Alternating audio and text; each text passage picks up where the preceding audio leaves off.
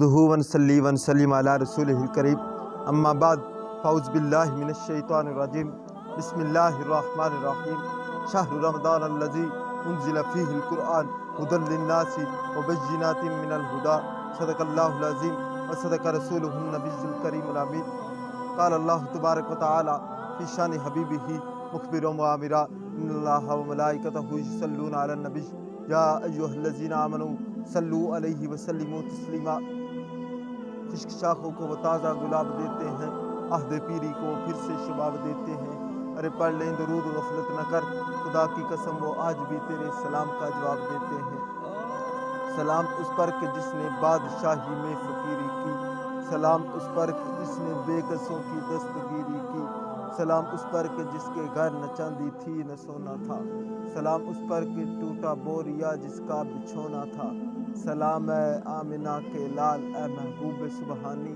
سلام اے فخر موجودات فخر نوع انسانی۔ تیری صورت تیری سیرت تیرا نقشہ تیرا جلوہ، تبسم گفتگو بندہ نوازی خندہ پیشانی۔ کیا مان بگانی چیز اتے ہر قدم سنبھل کے جا سجنا، کیا مان بگانی چیز اتے ہر قدم سنبھل کے جا سجنا۔ تینوں دوجا سا مت نہ آوے نہ رب دی یاد بھلا سجنا، کیا مان بگانی چیز اتے ہر قدم سنبھل کے جا سجنا۔ بے شک اس دنیا تے تو خان صدا، بے شک اس دنیا تے تو خان صدا، پر کسے مسکین دا دل نہ دکھا،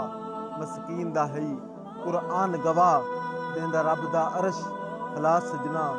کیا مان بگانی چیز اتے ہر قدم سنبھل کے جا سجنا۔ جڑے اس دنیا تے خان صدا گئے ہیں او نال نہ کوئی شے چا گئے ہیں، جڑے اس دنیا تے خان صدا گئے ہیں او نال نہ کوئی شے چا گئے ہیں۔ جڑے کپڑیاں وچ تیرا سا نکلے او کپڑے وی دے سن لہا سجنا۔ کیا مان بگانی چیز اتے ہر قدم سنبھل کے جا سجنا۔ اللہ جل شانہ واتم برہانہ وعظم شانہ مالک لم یزل کی حمد و ثنا اور اپنی عقیدتوں اور محبتوں کا بے حد خراج سرور کائنات کی مقدس بارگاہ کے اندر پیش کرنے کے بعد، دوستوں بزرگوں بھائیوں معزز حاضرین و ناظرین السلام علیکم۔ میں نے آج آپ احباب کے سامنے کلام اللہ کی آیا کریمہ شہر رمضان الذی انزل فیہ القرآن تلاوت کی۔ اللہ پاک نے اس آیا کریمہ کے اندر اسی مقدس مہینے کی عظمت کو بیان کیا، ماہ رمضان المبارک کی عظمت کو۔ دوستو باقی سب باتیں بعد میں، دیکھو آج اگر ہمارے گھر کے اندر کوئی عمدہ مہمان آنا ہو، کوئی عالی نسب مہمان آنا ہو، فار ایگزامپل کسی کے فادر کسی کے والد صاحب آؤٹ آف کنٹری کوئی کام کرتے ہوں، اگر اس نے 2 سال کے بعد آنا ہو، 4 سال کے بعد گھر واپس آنا ہو، اہل خانہ اور اہل خانہ تو کیا اہل محلہ اس کا بڑی شدت سے انتظار کرتے ہیں، اور گھر کے اندر یہ اعلان کیا جاتا ہے ارے بھائی میاں جب بھی آپ کا باپ آئے جب بھی آپ کا بھائی آئے مجھے بتانا، ہم سب مل کر اس کو ایئرپورٹ سے ریسیو کرنے کے لیے جائیں گے۔ دیکھو اس آدمی کو کتنا پروٹوکول دیا جاتا ہے، اور جب وہ آتا ہے پھر اس کے اوپر پھول نشاور کیے جاتے ہیں، پھولوں کی برسات کی جاتی ہے، اس کا استقبال اور اس کا پروٹوکول کیا جاتا ہے۔ اسی طرح ماہ رمضان المبارک کا بھی ہم کو استقبال ویسے ہی کرنا چاہیے جس طرح کہ اپنے کسی محبوب شخص کا احترام کیا جاتا ہے۔ جب تیرے اور میرے نبی رحمت صلی اللہ علیہ وآلہ وسلم آپ ماہ رجب المرجب کا چاند دیکھتے تو آپ اللہ کی بارگاہ میں عرض کرتے اے مالک ہمیں ماہ شعبان تک پہنچا اور اس کے بعد ماہ رمضان المبارک تک بھی پہنچا دے۔ دوستو ام المومنین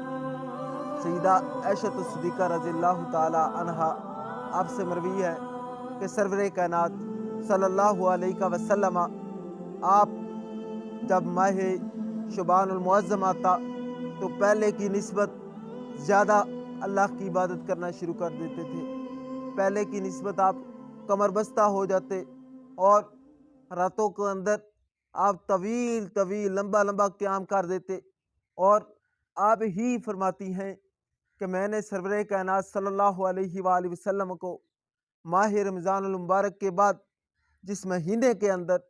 سب سے زیادہ روزے رکھتے ہوئے پایا، وہ بھی ماہ شعبان المعظم کا مہینہ ہے۔ اس کی مین وجہ کیا تھی؟ اس کی مین وجہ یہی تھی کہ آنے والے مہینے کے بارے میں پریکٹس ہو جائے، آنے والے مہینے کے بارے میں مشق ہو جائے، تاکہ ماہ رمضان المبارک کے اندر کسی پریشانی اور کسی دقت کا سامنا نہ کیا جائے۔ اور جب ماہ رمضان المبارک کا پہلا عشرہ شروع ہوتا تھا، صحابہ اکرام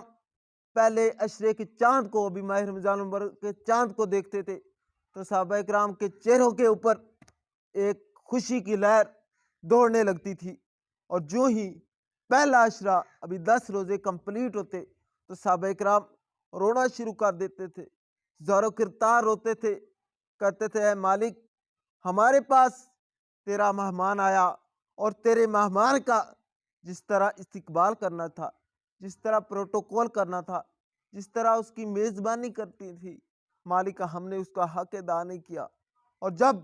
اس کا تیسرا عشرہ شروع ہوتا تھا تو صحابہ اکرام زار و کتار روتے اور اللہ کی بارگاہ میں عرض کرتے، اے مالک، مہینہ آیا تھا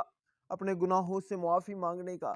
ارے مالک مہینہ آیا تھا تیری رحمتوں کی شمشم کی برسات کا، مہینہ آیا تھا جہنم سے آزادی کا، اے مالک ہم اس کا صحیح حق ادا نہیں کر سکتے، صحیح طرح حق ادا نہیں کیا۔ ذرا سوچئے کہ صحابہ اکرام سے بڑھ کر کوئی ایسی ذات ہے جو رمضان المبارک کا سید و احترام کر سکے۔ دوستو، جب یہ مہینہ آتا تھا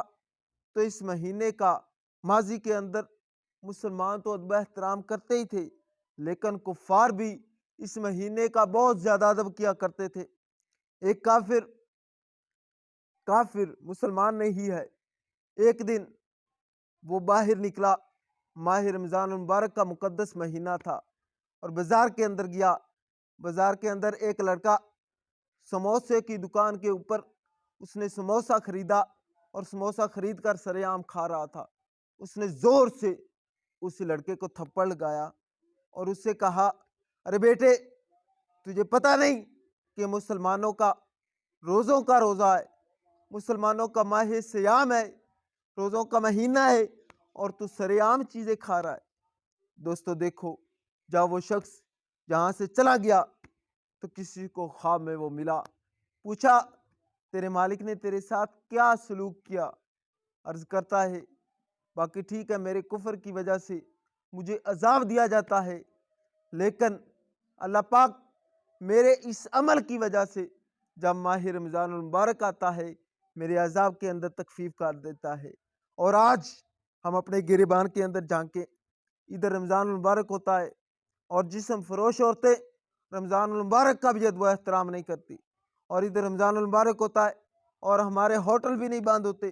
ادھر رمضان المبارک ہوتا ہے اس کی مقدس ساعات چل رہی ہوتی ہیں، اور ادھر ہمارے بڑے بڑے ریسٹورنٹ کھلے ہوتے ہیں۔ ارے دوستو، اس کا ادب و احترام ہمیں کرنے چاہیے تھا، اس کا استقبال ہمیں کرنا چاہیے تھا۔ آج کیا ہوا ہمیں کہ ہم نے اس کا استقبال نہیں کیا؟